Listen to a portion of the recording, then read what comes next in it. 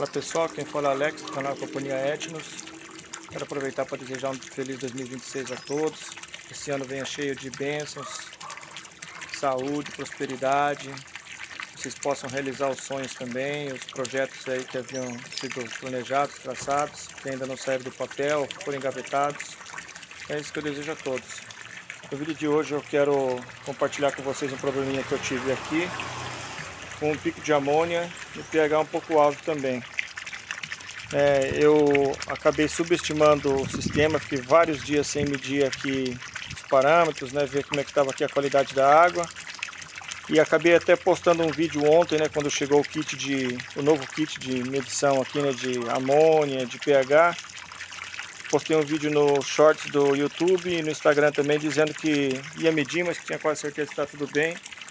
E quebrei a cara, Aí a gente vê que realmente as aparências enganam, Porque a qualidade aparente da água pode estar boa, mas às vezes quando você mede, você vê que pode ter algum nível elevado, E aí faz-se necessário então uma correção, ou pelo menos ver ali o que está dando isso, Porque você tem que ir direto na raiz do problema para com que o problema não continue e assim o pico de amônia não aumente e você acabe tendo percas, no seu sistema. Isso aí dói muito, Eu, por exemplo, tenho 250 peixes aqui e não quero perder nenhum para amônia, para pico de amônia, Mas é interessante a gente lembrar, pessoal, que a amônia é sempre vista como uma vilã e realmente ninguém quer ter um pico de amônia tóxica no sistema. Mas a amônia é um composto nitrogenado, NH3. E o nitrogênio, ele é de vital importância para a aquaponia, Sem o nitrogênio, isso que a gente entende, esse processo, essa coisa tão bela, de ver a criação de peixes integrada à hidroponia, ao plantio de hortaliças, vegetais direto na água sem utilização do solo, ela não acontece. Então é necessário na aquaponia que ocorra aquilo que acontece no planeta também, Que é o ciclo do nitrogênio. Eu vou falar aqui um pouco para vocês, o que é o ciclo do nitrogênio, para a gente poder introduzir aqui no assunto e falar da necessidade que a gente tem de ter aqui na aquaponia um bom decantador e um filtro biológico também, um SAMP bom, camas de cultivo boas que sejam adequadas ao tamanho do seu tanque, ao tamanho do seu sistema, ou que seja proporcional àquilo que você está começando, Eu, por exemplo, fiz aqui um tanque de 8.000 litros. Eu fiz um tanque, vou falar um pouco dele também aqui, só para quem está chegando pela primeira vez aí. Com pontaletes de eucalipto, portas de guarda-roupa, forrei com papelão para não dar nenhum atrito, e não furar a lona de geomembrana de 300 micras e uma bomba de 6.000 litros hora. Então eu construí esse tanque baseado meio que numa ideia um pouco ecológica, e tentando aí reciclar material, economizar o máximo que eu pudesse também, Porém eu fiz um tanque e comecei com aquilo que eu tinha na parte que eu digo do decantador e do SAMP. Depois eu fiz uma cama de cultivo que vocês estão vendo aqui. Não posso dizer que deu ruim, Porque eu detectei o problema aqui, já estou começando a mudar, a manipular aqui o sistema para deixar ele de acordo com o tamanho do tanque, Porque quando a gente faz um tanque, principalmente de 5.000 litros, 8.000 litros para cima, a gente tem que fazer com decantadores que sejam bem compatíveis, E o decantador que eu coloquei aqui, como vocês viram aí, é uma caixa d'água. Essa caixa d'água ela está funcionando, porém os peixes estão crescendo. Aqui eu tenho 250 peixes que já estão aí passando do tamanho de juvenis, no caso, Tem umas carpas que já estão quase do tamanho de um palmo, então você já imagina o tanto, de matéria orgânica que elas estão produzindo aqui, Resto de ração, Isso aí tudo vai gerando amônia, Vai gerando fezes, excretas, Então a gente tem que ter um decantador e um SAMP, camas de cultivo que sejam adequadas, ao tamanho do sistema, proporcionais ao sistema. E eu fiz um decantador com uma caixa d'água, já fiz 2 manutenções, tirei bastante excretas aqui, bastante sujeira, Sinal que está funcionando. Porém é necessário aumentar a capacidade dele. E aí então eu vou utilizar bombonas de 200 litros, A princípio 2. E eu digo que as bombonas são ideais porque quanto maior o decantador, melhor. Porque aí o dejeto vai decantar lá no fundo. A gente vai então colocar um registro bem ali na base, no fundo desse tambor. E poder se abrir esse registro de 50 milímetros, para dar aquela descarga. E reutilizar, né? O ideal é reutilizar esse material para fazer uma mineralização ou uma compostagem. Aí já é assunto para outro vídeo, né? Mas o que importa é que o decantador e o filtro biológico tem que ser de acordo com o tamanho do tanque, né? Para não acabar tendo o problema que eu tive aqui, né? Que ainda bem que foi reparado, como eu disse, né? E que está em progresso, né? Vou dizer assim, está em progresso, né? Estou aí trabalhando. Meu maior problema foi que essa cama de cultivo, ela estava com poucas mídias biológicas, né? Estava com argila expandida, com pedra britada, muita água e no fluxo contínuo. Aí então as raízes das plantas que estavam lá começaram a apodrecer e eu acredito que foi isso que gerou um pico de amônia, né? Mas independente dessa causa, já como eu já disse, já foi reparado, eu esgotei essa cama de cultivo para limpar ela e vou fazer um minhocário aqui, né? Mas independente, vale lembrar que as pessoas sempre veem a amônia como algo negativo. E realmente a amônia, né, a amônia tóxica, ela não é boa de forma alguma, né? Mas a amônia é a porta de entrada do nitrogênio no nosso sistema. E o nitrogênio é essencial para a manutenção de todos os ecossistemas, para a manutenção da vida. O nitrogênio é a base aí dos aminoácidos, das proteínas, né, que também vem dos aminoácidos, né? Todas essas coisas, né, são oriundas do nitrogênio, né? O nitrogênio, ele realmente é vital para a manutenção dos ecossistemas, né? Também para a produção do nosso DNA, do nosso RNA. Então você já vê aí a importância que o nitrogênio tem, né? Então aqui na aquaponia, no sistema aquapônico, na piscicultura, não é diferente, né? A gente também precisa do nitrogênio. Toda a forma de vida, né, de seres biológicos que existem aqui no nosso planeta precisam do nitrogênio. E realmente, né, ele é muito abundante no planeta. Na atmosfera, né, a forma gasosa dele corresponde a 78% da atmosfera. Porém, nós como seres vivos, a gente não assimila esse gás na forma gasosa. A forma que ele chega até a gente é na forma de amônia, que é a porta de entrada, e depois passa por um processo de transformação em nitrito e até nitrato, né? E tem outras formas nitrogenadas também que a gente conhece, né? Como eu falei aí, né, já anteriormente.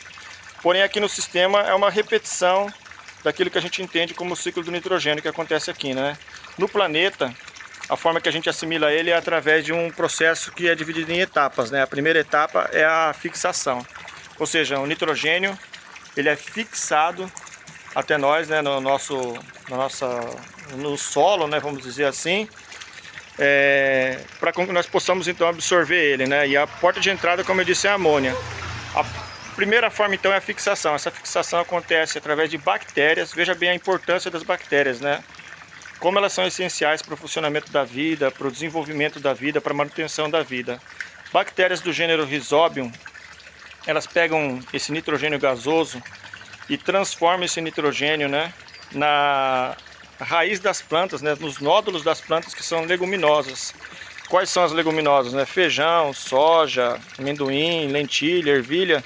Todas essas plantas aí são leguminosas. Então aí começa a fixação do nitrogênio no planeta. Essas plantas ela têm esse privilégio, né, de absorver o nitrogênio e então receber essa carga de nitrogênio. E aí então o nitrogênio já começa a fazer parte da nossa cadeia alimentar. Porque nesse processo aí os animais vão comer essas plantas, né? E aí o solo também vai ficar nitrogenado. Já entra na nossa cadeia alimentar então, né? Você imagine aí que por exemplo, uma vaca, né, vai comer o gado, vai comer aí um vegetal, né? E aí depois você vai fazer aquele churrasco, você vai comer o gado, né? Vai comer aquela picanha gostosa, você vai estar recebendo nitrogênio. Então já está praticamente intrinsecamente aí na nossa natureza, né? E então essa é uma das primeiras formas, né? Através da fixação, através das bactérias do gênero Rhizobium. Porém não é somente assim que ele é fixado, também através da chuva, né? Quando tem tempestades, né, as descargas elétricas fazem com que o nitrogênio venha, né, então na forma de chuva chegar até nós, né, no nosso solo. É por isso que após uma chuva você vê um capim ou a sua horta tão verdinha, tão bonita, né? A gente fala, nossa, como a natureza é bela, e realmente ela é, né? A natureza é inteligente, ela encontrou essas formas de fixar o nitrogênio pra gente. A chuva não traz somente nitrogênio, mas ela traz também enxofre, né? Por isso que ela é bem adubada, né? A chuva é tão boa para a natureza, né? E também tem o processo industrial, né? A gente sabe que a indústria, a tecnologia, ela encontrou os meios de também disponibilizar nitrogênio. Mas falando da natureza, né? A forma que a natureza encontrou para disponibilizar nitrogênio para a gente não é através da forma gasosa. Você não respira nitrogênio, você respira oxigênio. Nós, né? Que compõe aí 21% da atmosfera, né? Então a forma que a gente assimila, ou seja, que as plantas, né, assimilam, isso se chama assimilação, né? É através dessa fixação, através da chuva, através dessa fixação que eu disse, através das bactérias, né? Tem também aquilo que a gente chama de amonificação. A amonificação é o processo de decomposição de compostos nitrogenados, né? E em todo esse processo aí, o que a gente vê, o que acontece, é sempre as bactérias trabalhando, né? Então entendam bem, uma vez que o nitrogênio, né, ele está fixado no solo através da forma de NH3, né, através da forma de amônia, vale lembrar que a amônia é tóxica, né, como eu já disse desde o começo do vídeo. Então como que esse nitrogênio vai ser transformado numa forma boa? Mais uma vez as bactérias vão agir. Aí então tem um processo que já é a segunda etapa, que se chama nitrificação. Essa nitrificação ocorre através de bactérias, primeiramente o grupo de bactérias que se chama, ou seja, um processo que se chama nitrosação. E o grupo de bactérias que faz a nitrosação é os nitrosomonas.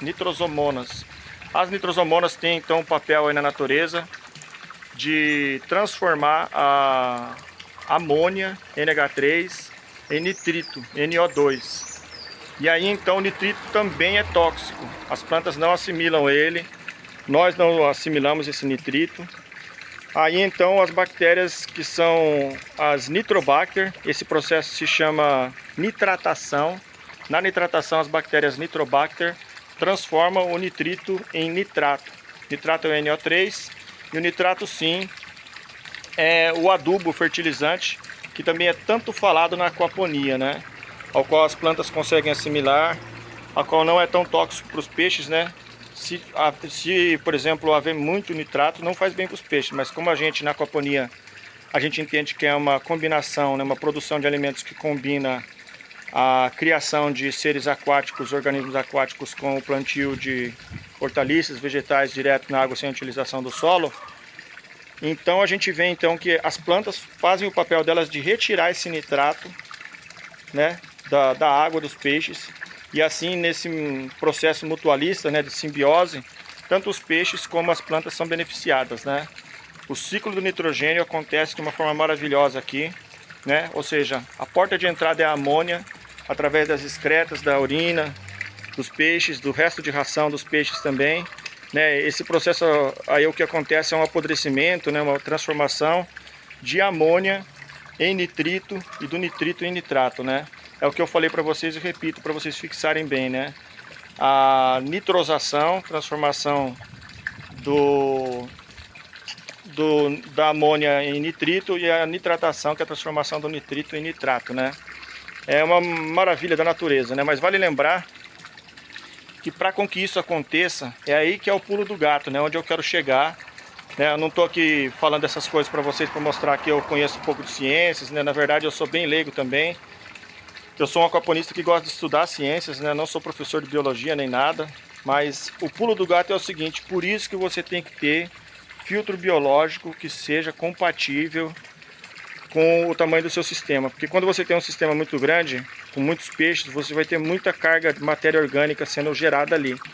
E aí então você tem que ter um decantador bom, para com que a água saia do sistema aqui pelo overflow, né, e cai aqui no decantador, venha decantar, e uma água mais limpa passe então para o SAMP, para o filtro biológico, e ali aconteça então essa filtração biológica, que acontece também através das bactérias nitrosomonas e nitrobacter, né? Porém esse processo acontece através de mídias biológicas, né? Então a gente tem o que?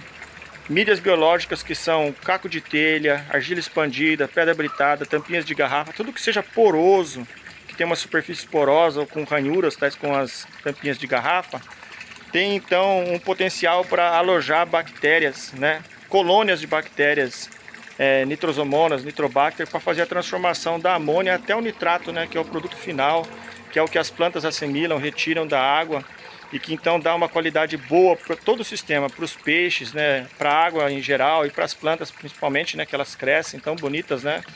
Por isso que eu sempre digo que a aquaponia não é mágica, é ecologia aplicada. Se trata de uma ecologia aplicada. Então, quando você começa o sistema e segue o passo a passo, né, vamos dizer, as diretrizes certinhas ali, não tem como dar errado, né? A não ser que seja obra do acaso, né? Uma coisa aí, um azar muito grande, né? Tal como aconteceu com o nosso amigo Paulo Pinto, que tinha um sistema muito bonito, mas o vizinho fez um reboque lá sem se preocupar com o lado dele, aí caiu o cimento no sistema e ele perdeu muitos peixes, né? Nosso abraço aí ao Paulo Pinto da Companhia Coyote, né? Pessoa que prestou um grande serviço aí para os aquaponistas no Brasil, né? Muita saudade dele, né? Mas Deus sabe por que ele parou e ele tem todo o direito de ter parado também de postar vídeos, né? Porém, nosso agradecimento a ele, né? Pela contribuição com a aquaponia no Brasil. Pessoal, então o vídeo acabou ficando um pouco longo hoje, mas só para dizer para vocês, voltando para o ciclo do nitrogênio, a conclusão, né? A forma que o ciclo se completa e não acaba, porque o ciclo não acaba nunca, né? É quando acontece a última etapa, que é a desnitrificação. Ou seja, a gente tem então o nitrato, né? E aí o nitrato se oxida, bactérias que se chamam pseudomonas realizam essa oxidação, retiram o oxigênio e devolvem o gás nitrogênio para a atmosfera. E aí o que acontece então é se completar o ciclo, e ele fica sempre se renovando. As bactérias vão novamente retirar o oxigênio da atmosfera, bactérias do gênero Rhizobium, vão fazer, né, ali essa fixação na raiz das plantas leguminosas, e aí então a amônia vai ser transformada em nitrito, e nitrito em nitrato. Na aquaponia é a mesma coisa.